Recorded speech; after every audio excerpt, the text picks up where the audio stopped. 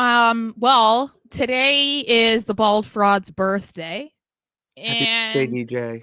I appreciate how many people are not wishing him a happy birthday.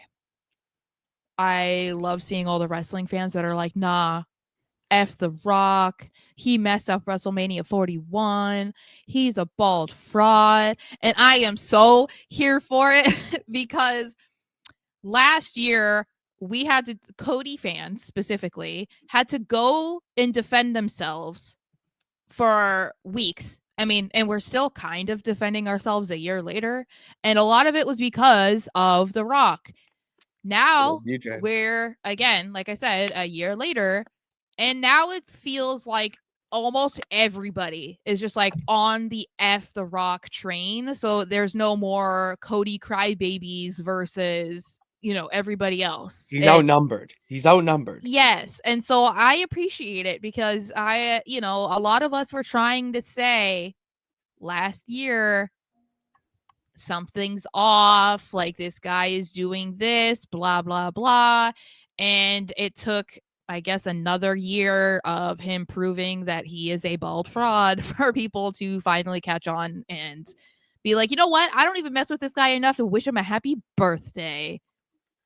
That's So, where wrestling fandom takes people. It's incredible. It's quite well, incredible. but I think the thing is with somebody like The Rock, it goes beyond just being a fan of The Rock.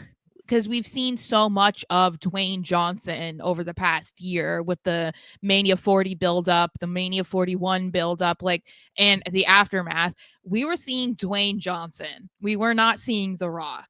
So he's not really towing the line of like, oh, they hate me as a wrestler or they hate my wrestling character. No, you've revealed yourself in the post press conferences, the documentaries, the Pat McAfee interviews. That's not The Rock. That's Dwayne Johnson. And so I think that that's like, it goes beyond just not liking him in the wrestling sphere. So that's on him. I mean, It's the blurred the lines. He blurred the lines way too close, well, they're and not blurred anymore. exactly that's the point. Like he Yeah. blurred the worlds, not the lines, but he blurred his worlds. Like he combined Yeah. them too much, and Mhm. that's what happens. You want to be involved, but you can't. Mhm. And you want to make this the best thing possible, but oh, I got to go shoot a movie quick. It gives off a bad taste in their mouth. Well, but also all your ideas are not necessarily the right ideas.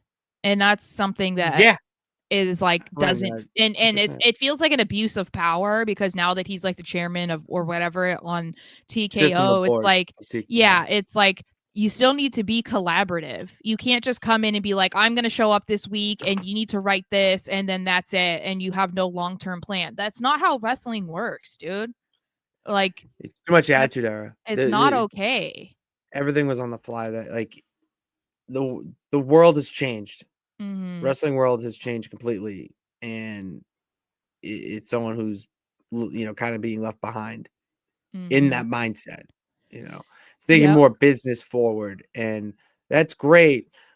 But wrestling fans are a different breed. I tell people this But all the time that you can't like the people that you're calling out technically are the ones that are buying your shit.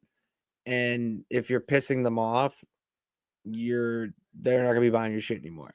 well, the thing I think the biggest issue is that he's not thinking long term. And like we were just saying, that's not how wrestling is anymore. You can't just show up this week, do something, kind of hint at something that's going to happen and then never do it. That's not the wrestling sphere that we're in anymore, at least in WWE.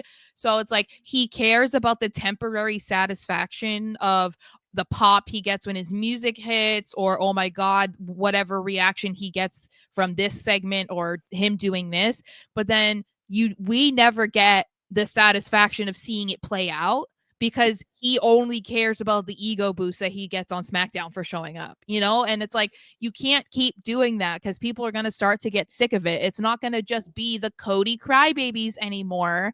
Like, I wouldn't be surprised if it takes a while for him to be a baby face in the eyes of the fans again because of what he's doing. Like, the reason they booed you last year was because you were taking that match from Cody, but there was still a huge section of people that were like, no, I actually do want to see Roman versus Rock. I don't care about this Cody Rhodes storyline. You're losing those people now because of what happened between the Rumble and Mania. Those are not going to be people that are going to cheer for you. And now you're going to come out and you're going to get natural heat because people don't fuck with you anymore. Because how can they believe what you're saying? How can they buy into what you're trying to sell them? How can they buy into this storyline that you're trying to act like is going to happen when we've been shown time and time again over the past year that we don't know when you're going to show up next, and you're more than likely not going to get us to the end of whatever you're teasing now. You're So losing the trust in fans. You're losing the trust in the fans. That's yeah. the biggest issue with this.